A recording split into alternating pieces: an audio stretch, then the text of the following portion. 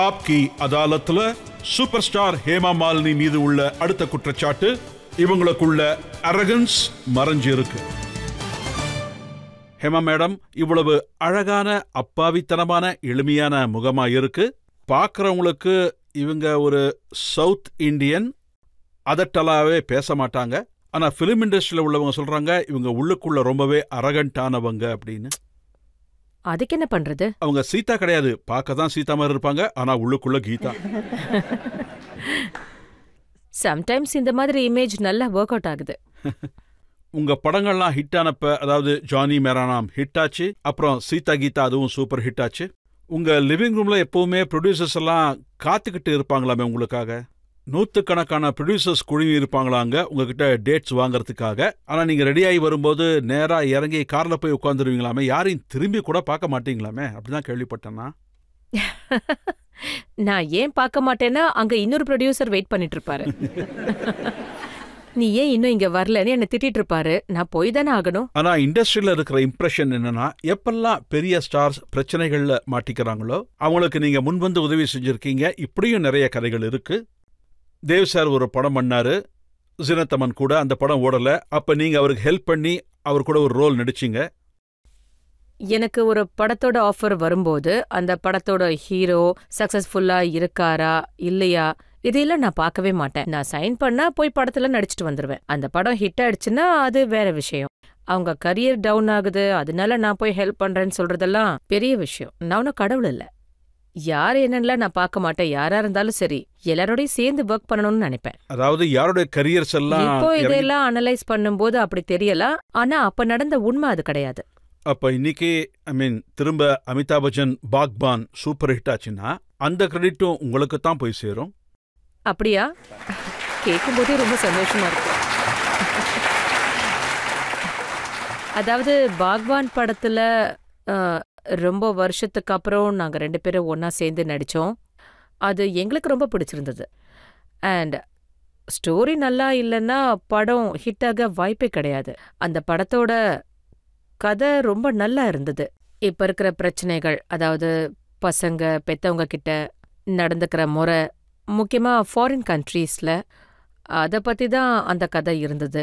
And அதுல எங்க 2 பேரோட, அதாவது அமித் சாரும் நானும் ஒன்னா சேர்ந்து அதுல ஒர்க் பண்ணோம். அவங்களுக்கும் அது பிடிச்சிருந்தது. ஒரு புது விஷயத்த பாக்குற உற்சாகம் மக்கள் கிட்ட வெளிப்பட்டது. அந்த படத்தை தான் ஒவ்வொரு பெத்தவங்களும் பசங்களை அடிச்சடிச்சு கூட்டும் போய் காட்டு, அடிச்சு பிடிச்சு கூடவே பாக்வானோட சீடியையும் வாங்கிட்டு போவாங்க. அவங்க வீட்டுல கொண்டு போய் வச்சுப்பாங்க. ஒரு பெரிய இடத்துக்கு வந்த சந்தோஷம். பசங்க ஏதாவது பிரச்சனை பண்ணா இப்படிதான் நடக்கும்னு காட்டுறதுக்கு. பட் அது நல்லா இருந்துச்சுல்ல. அதுல நடிச்சது எனக்கு ரொம்ப சந்தோஷமா இருந்தது. மக்களுக்கு என்ன ரொம்ப பிடிச்சிருந்தது. And it's a nice message. நல்ல கருத்துக்கள் நிறைய வெளியே வந்தது. ஒரு ரகசியத்தை நான் உங்ககிட்ட கேட்கணும்னு நினைக்கிறேன். ரொம்ப கம்மியான ஆட்களுக்கு தான் இது தெரியும். அமிதாப் பச்சனோட எந்த ஸ்டார் இப்பவும் கம்பேர் பண்ணி சொல்றாங்களோ, அதாவது ஷாருக் கான், அவருக்கு நீங்க அதாவது பிலிம் இண்டஸ்ட்ரியில முதல் சான்ஸ் நீங்க தான் கொடுத்தீங்களாமே? ஆமா. தில் ஆஷ்னான்னு ஒரு படம் எடுத்துட்டு இருந்தேன். அதுல நடிக்க ஒரு ஹீரோ தேவைப்பட்டாரு. அந்த டைம்ல டெலிவிஷன்ல அவர் நடிச்ச ஒரு சீரியலை நான் பார்த்தேன். Fauji. So I was very impressed. He was so sweet and so nice. அவரை பார்க்க ரொம்ப யங்கா அழகா இருக்காருன்னு நான் சொல்லியிருந்தேன். அவரையே நம்ம படத்துக்கு ஹீரோவா போடலான்னு நான் சொன்னேன். அப்புறம் நாங்க ஃபோன் பண்ணோம். அவரும் பாம்பேக்கு வந்தாரு. நீங்க பாதி மறந்துட்டீங்க, நானே சொல்றேன். ஷாருக் கானால நீங்க போன் பண்ணி நான் ஹேமா மாலினி பேசுறேன்னு சொன்னதை நம்பவே முடியல. அவர் என்ன பிராங்க் பண்ணாதீங்கன்னு சொல்லியிருக்காரு. அதுக்கப்புறம் நான் அவர்கிட்ட என் நம்பரை கொடுத்து எனக்கு கால் பண்ண சொல்லியிருந்தேன். அப்புறம் அவர் வந்தாரா? அவர் வந்தாரு. அவர்கிட்ட நான் கதைய சொன்னேன். அவருக்கும் அது பிடிச்சிருந்தது. அண்ட் தரம் சார்கிட்டயும் சொன்னேன், ஏதோ இவரை தான் ஹீரோவா நடிக்க வைக்க போறேன்னு சொன்னேன். அவருக்கும் பிடிச்சிருந்தது. அவர் என்கிட்ட ரொம்ப நல்லா இருக்காரு. முழு விஷயத்தையும் சொல்லுங்க ஹேமா மேடம். என்னை விட அதிகமா நீங்க தான் தெரிஞ்சு வச்சிருக்கீங்க.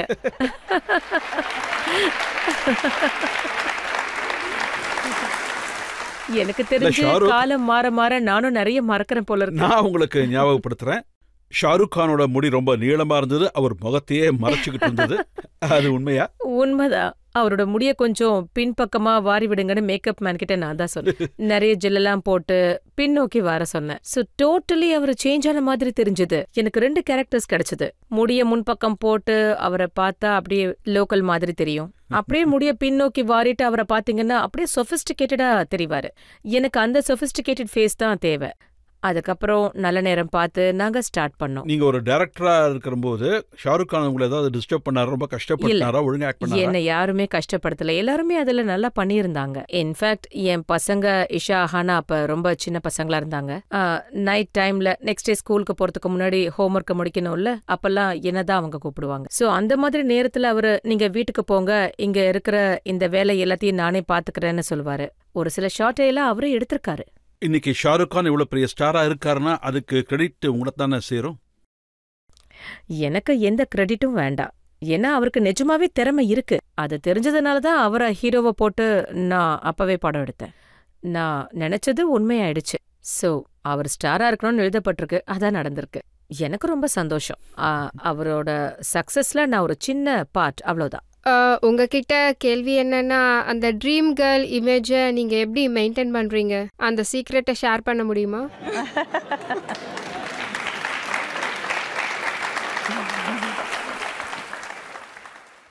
என்ன பார்த்தா மெயின்டைன் பண்ற மாதிரி தெரியுதா?